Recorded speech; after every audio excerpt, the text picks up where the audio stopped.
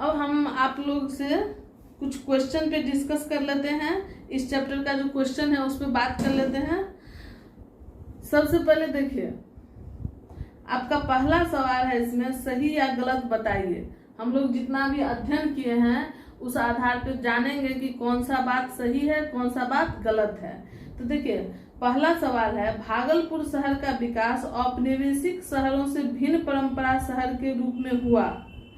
तो भागलपुर के बारे में हम लोग अभी पढ़े हैं, औपनिवेशिक शहर के बारे में भी हम लोग पढ़े हैं। तो औपनिवेशिक शहर किस प्रकार से विकसित हो रहा था? केंद्र शासन केंद्र के आधार पर, प्रेसिडेंसी केंद्र के आधार पर, व्यापारिक केंद्र के आधार पर, रेलवे के आधार पर। तो इन सब कारण से भागलपुर का तो विकास नहीं हुआ था। भागलपुर तो प्रारंभ से ही शहरीकरण की व्यवस्था को पकड़े हुए है।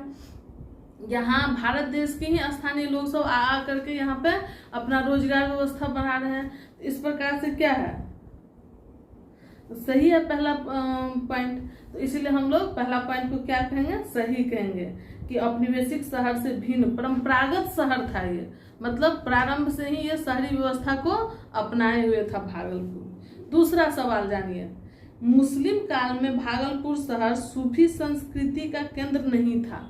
तो मुस्लिम काल में सूफी संत सब जगह जाकर के बसे थे, और हम पढ़ाई में भी चर्चा किए थे कि जो खानकाह जो था भागलपुर का, वो शिक्षा का प्रमुख केंद्र था मध्यकाल में। तो खानकाह किसका केंद्र होता था? सूफी का ही केंद्र होता था। तो जब सूफी वहाँ रहेगा तब ना केंद्र बनेगा, खानकाह बनेगा। तो इससे क्या स्पष्ट होता है कि सूफी संस्कृति भागलपुर में मध्यकाल में विकसित हो रहा था। तो इस दूसरा भी सही है, मुस्लिम काल में भागलपुर शहर सूफी संस्कृति का केंद्र नहीं था। तो दूसरा गलत है, केंद्र था। ठीक है। तीसरा देखिए, 19वीं सदी में भागलपुर में बंगाली और मारवाड़ी समुदाय का आगमन हुआ। ये सही है। बंगाली और मारवाड़ी भागलपुर में कब आया? 19वीं सदी में आया था। चौथा देखिए, भारत में आधुनिक शहर का विकास औद्योगिकरण के साथ हुआ। नहीं, औद्योगिकरण के साथ भारत में आधुनिक शहरों का विकास नहीं हुआ, क्योंकि आधुनिक काल में जो अंग्रेज का शासन था वो भारत में उद्योग का विकास नहीं चाहते थे। तो इसीलिए चौथा क्या हो जाएगा? गलत हो जाएगा। प्रेसिडेंसी शहरों में गोरे और काले लोग अलग अलग इलाकों में रहते थे। तो सही बात है, हम आपको बताए हैं कि प्रेसिडेंसी शहर जो होता था, जो किलाबंद एरिया होता था, उसमें कौन रहता था? गोरा रहता था। उसको व्हाइट टाउन का नाम दिया जाता था, मतलब कि गोरों का शहर। और ब्लैक टाउन किला से अलग रहता था और उसको कालों का शहर कहा जाता था। तो 5वां नंबर क्या होगा? सही हो जाएगा। अब देखिए, आपको मिलाने के लिए कह रहा है, तो मिलाने के लिए प्रेसिडेंसी शहर, तो आप तुरंत बताइए कि क्या होगा? बम्बई, कोलकाता और मद्रास इसमें दिया हुआ है। तो प्रेसिडेंसी शहर को किससे मिलाएंगे? बम्बई, कोलकाता और मद्रास से। को मिलाएंगे ख से। रेलवे शहर आपको बताया है कि रेलवे शहर कौन कौन था? बरेली और जमालपुर। तो रेलवे शहर को किससे मिलाएंगे? बरेली और जमालपुर से। औद्योगिक शहर, तो हमारे देश में अंग्रेज के प्रयास से उद्योग का स्थापना नहीं हुआ, लेकिन हमारे देश में क्या हुआ? तो पहले से कुछ औद्योगिक शहर थे, जिसमें कौन थे? कानपुर और जमशेदपुर। तो औद्योगिक शहर के रूप में कानपुर और जमशेदपुर को हम मिला देंगे। चलिए, अब अगला देखते हैं, खाली स्थान को भरने वाले। तो भागलपुर नगर पालिका की स्थापना कब हुई थी? तो बताया आपको कि भागलपुर नगर पालिका का स्थापना 1864 में हुआ था। अगला देखिए, भागलपुर में सिल्क कपड़ा का उत्पादन केंद्र कहाँ था? तो इसमें आप लिखेंगे चंपानगर और नाथनगर। सिल्क बताया आपको कि भागलपुर को सिल्क सिटी के नाम से भी जाना जाता है। तो मुख्य रूप से पूछ रहा है कि सिल्क का उत्पादन भागलपुर में होता कहाँ था? मुख्य रूप से केंद्र कौन था? तो आप उसमें लिखेंगे चंपा नगर और नाथ नगर है। अब देखिए, अगला रिक्त स्थान क्या है? भागलपुर में सांस्कृतिक गतिविधियों को बढ़ावा देने वाले प्रमुख संस्कृति कर्मी कौन थे? तो आपको बताए हैं कि हरिकुंज नाम के व्यक्ति जो थे वो भागलपुर में सांस्कृतिक गतिविधियों को बढ़ावा देने वाले प्रमुख संस्कृति कर्मी थे। रेलवे स्टेशन कच्चे माल का क्या करता था? तो संग्रह करता था, रेलवे स्टेशन जमा करता था अपने पास, और आयातित वस्तु को क्या करता था? वितरित करता है। तो आपको घ में लिखना है कच्चे माल का संग्रहण खाली स्थान में, और उससे आगे वाला खाली स्थान में लिखेंगे वितरित करना। अब देखिए कालजयी उपन्यास क्या था? तो किसने लिखा था? तो कालजयी उपन्यास नहीं, कालजयी उपन्यास डैश डैश की रचना शरत चंद्र चट्टोपाध्याय ने की थी। तो कालजयी उपन्यास किस नाम से शरत चंद्र चट्टोपाध्याय ने इसकी रचना की थी? तो देवदास के नाम से। इसमें क्या पढ़ेंगे? देवदास। चलिए अब अगला सवाल है आप लोग का कि शहरीकरण का अर्थ क्या है? शहरीकरण से आप क्या समझते हैं? तो शहर के बारे में हम बताए थे कि शहर का मतलब क्या होता है?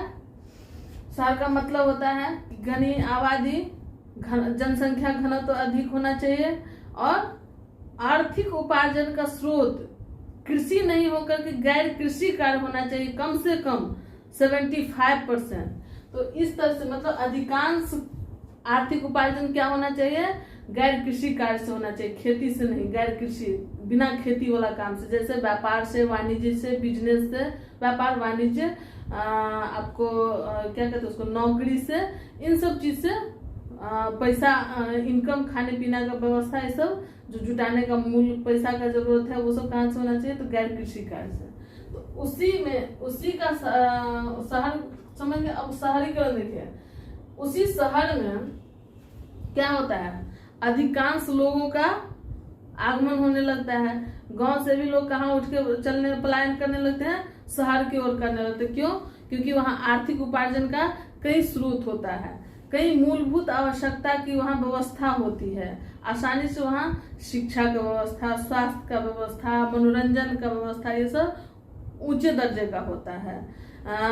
पैसा कमाने का भी कई स्रोत होता है। आप बिजनेस करके कमा सकते हैं, आप व्यापार करके व्यापार कर सकते हैं, व्यापार वाणिज्य कर सकते हैं, फिर आप पर्सनल कोई उद्योग खोल सकते हैं, फिर नौकरी का भी कई मौका वहाँ पे प्राप्त होता है। सरकारी नौकरी तो करना है तो कहीं से आप तैयारी करके कंपटीशन निकाल के कर सकते हैं, लेकिन प्राइवेट नौकरी का अधिक चांस रहता है कि आपको शहर में प्राप्त हो जाएगा पैसा कमाने के लिए। जैसे आप किसी के घर में काम करके भी लोग पैसा कमाता है, खाना बनाने का काम, झाड़ू पोछा करने का काम, बर्तन मांजने का काम, इसमें कई तरह का काम, रिक्शा चलाने का काम, गाड़ी चलाने का काम, ठेला चलाने का काम, तो किसी न किसी रूप में मजदूरी का भी काम, तो किसी न किसी रूप में रोजगार गांव की अपेक्षा कहीं ज्यादा रहता है शहर में।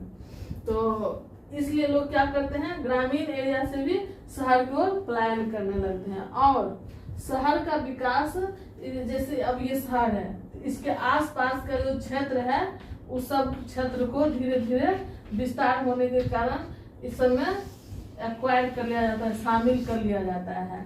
क्योंकि ग्रामीण शहर से जो सटा हुआ क्षेत्र होता है तो उसका भी नेचर धीरे धीरे क्या होता है, तो शहरीकरण जैसा हो जाता है। वहाँ भी लोग व्यापार वाणिज्य पे मुख्य रूप से ध्यान देने लगते हैं। वहाँ भी कमाने का स्रोत कृषि से हट करके धीरे धीरे गैर कृषि कार्य हो जाता है। इससे क्षेत्र का भी, शहर के क्षेत्र का भी विस्तार होता है और वहाँ पे जनसंख्या का भी विस्तार होता है। इसी दृष्टिकोण से इसे शहरीकरण कहते हैं।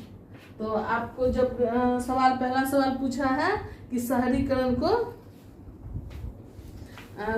का आशय क्या है, इसको स्पष्ट करें। तो शहरीकरण का आशय यही है कि शहर का क्षेत्रीय विस्तार होना, शहर में जनसंख्या का विस्तार होना, और इन सब कारणों से क्या होता है, वहाँ पे आर्थिक उपार्जन का स्रोत और अधिक मजबूत होता है।